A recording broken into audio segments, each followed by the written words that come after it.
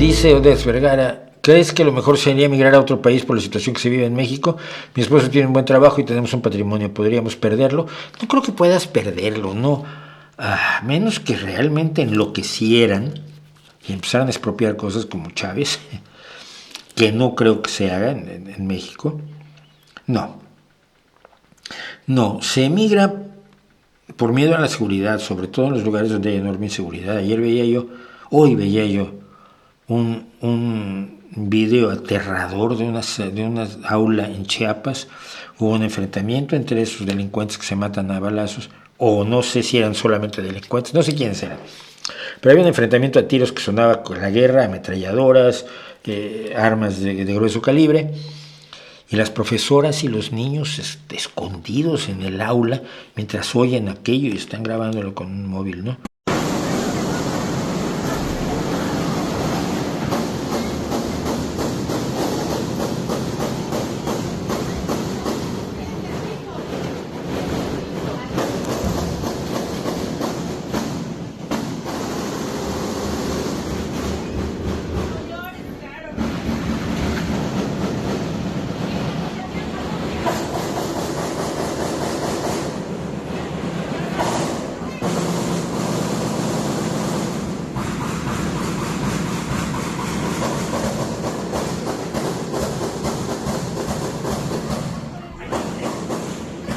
Y este es el México que dice el observador, que no tiene violencia y que la gente está bien contenta, ¿no? Yo creo que esa gente, los padres de esos niños que han estado aterrorizados mientras afuera, la otra fotografía que vi era una fotografía con casquillos de balas, pero vamos, como en la batalla de la Bolsa en la Segunda Guerra Mundial, ¿no? Si los padres de esos niños toman a esos niños y dicen, mira, cruzamos México a pie y tratamos de cruzar el río Bravo, los entiendo, joder, yo haría lo mismo exactamente, ¿no?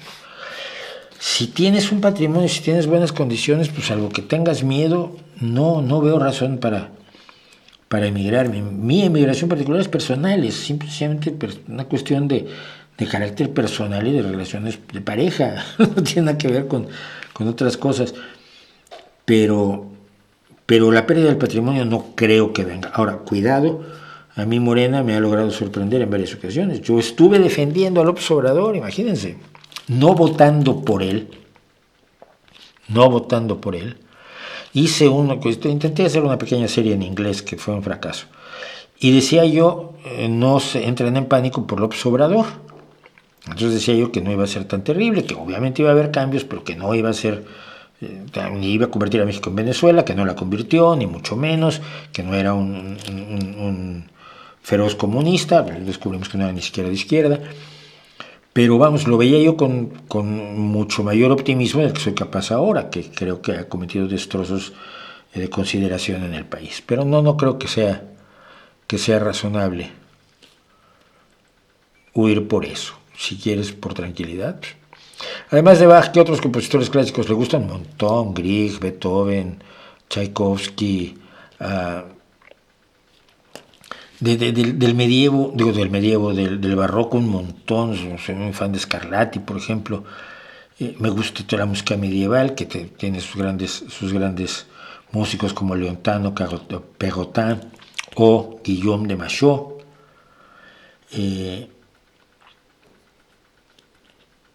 Me gusta prácticamente todo lo que sea Mozart y sus contemporáneos. También me gustan. Haydn me gusta muchísimo. De hecho, aprendí a tocar cositas de Haydn cuando estudié piano. Pues que mi mamá estaba muy mal. Me metí a estudiar piano y no teníamos piano, ¿no? Entonces el único piano era el de la profesora. Y yo lo que quería era tocar la guitarra, claro. Pero como básicamente de toda la música clásica, romántica, barroca y sus intermedios, ¿no? Esos intermedios, hasta llegar a fines del siglo XIX, Tchaikovsky o Paganini, que son músicos a los que oigo mucho. Los dos conciertos de violín que más me gustan son el de Tchaikovsky y el de Beethoven. Están separados por un buen siglo de diferencia, más o menos, ¿no? Menos de un siglo. Entonces, luego mi problema son los nombres, ¿no? Pero Mussorgsky es un músico ruso que me fascina su trabajo.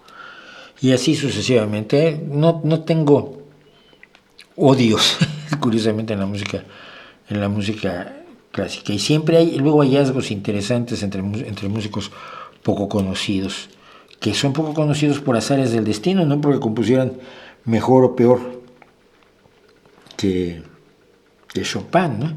Simple y sencillamente que la historia les hizo eso. ¿Cómo manejas el tiempo y tus actividades en tu día? ¿Qué tanto le das a leer y a investigar? Pues a leer cada vez menos, ¿no? Leo sobre todo PDFs a estas alturas y leo libros en digital. Pero no, mi día, a ver, te lo cuento. Me despierto a las 11, acabo traducciones, como por la tarde acabo traducciones, leo lo que puedo. Si es después del jueves, dedico parte de la tarde a preparar el guión del día del que grabo el martes. El martes grabo, el martes en la noche edito para publicar el miércoles. El jueves, miércoles y jueves ya estoy preparando el programa del jueves, que estamos haciendo. Cuando voy a casa ahora edito el podcast y empiezo a editar los segmentos que voy a publicar a lo largo de la semana. Pero básicamente el resto del tiempo estoy o leyendo, o viendo vídeos, o sobre todo documentales, o escribiendo guiones. Y si no, pues tomando un poco de tiempo libre también, que no está mal. ¿Qué dirías a los que dicen que el sistema educativo está mal, como Jaime Altozano o Crespo de Quantum Fracture? Pues que no sé qué les parece que esté mal. Yo puedo decir que el sistema educativo es insuficiente y requiere un cambio radical, pero nunca sé cuál. Y es que ese es el problema. Con la educación siempre ha pasado exactamente lo mismo. Es muy fácil ver lo que está mal en la educación. La memorización está mal, luego te acuerdas que igual sería bueno acordarte de las cosas, ¿no? Si no te acuerdas que la Revolución Francesa fue en 1789 y crees que fue en 1986, pues tu perspectiva de la realidad cambia. Entonces igual es bueno que te acuerdes que eso fue en 1789 y que las revoluciones independentistas en América empiezan en 1810, salvo Haití, que es anterior, y acordarte cosas así. Es decir, la memorización tampoco es el enemigo, pero algunos lo ven como el enemigo. Es muy fácil ver que los niños podrían salir mejor preparados. Eso sí es fácil verlo. Que de pronto se aporta información absolutamente irrelevante. ¿Cómo hacer un mejor sistema educativo? Eso es lo que no ha funcionado. Todos los que lo han intentado han fracasado. Todos los que lo han intentado han fracasado. Desde la educación marxista de Paulo Freire hasta la educación socialista de las escuelas de Bertrand Russell, hasta la educación libre de Neil, el de las escuelas Summerhill. Todas las propuestas revolucionarias para cambiar la educación pues han fracasado o han demostrado sus gravísimas deficiencias, ¿no? Y al final seguimos con el sistema que es malo, pero para mí nos da resultados, porque fíjate, si el sistema educativo inadecuado, imperfecto, lleno de problemas, despreciable, te generó a ti con la capacidad de criticarlo, pues igual eso lo hizo bien. Y eso es un desafío pensarlo así, ¿no? Porque el que tú pienses de esa manera crítica, evidentemente es producto también de tu educación. Mira, mi caso es el único caso educativo que conozco de cerca. A mí me metieron a una escuela estadounidense, que se había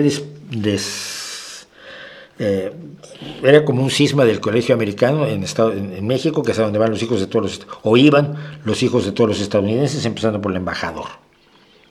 Entonces unos estadounidenses, Henry Kane y otros, hicieron una escuela enfrente, o sea, en plan de competir contigo.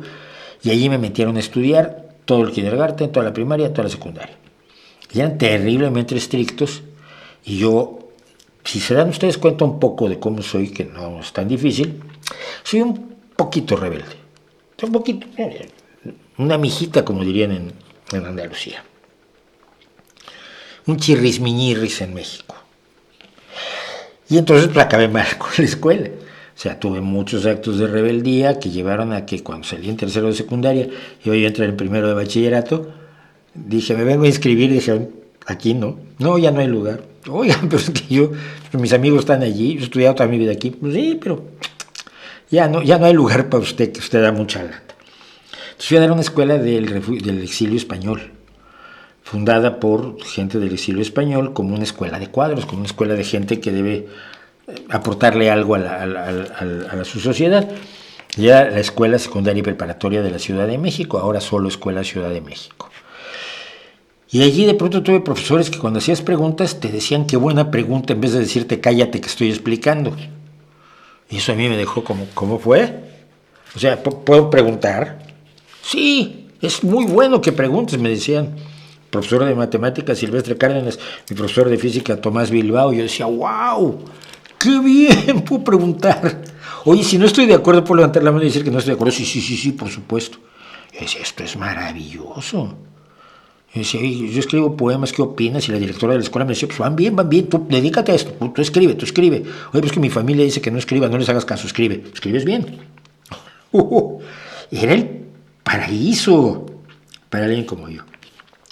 Y compañeros con alto nivel cultural, leíamos, discutíamos, arreglábamos el mundo, como mi compañero que acaba de estar aquí, se fue el día de hoy, en la mañana se fue, estuvieron 20 días aquí él y su pareja, él y su marido, y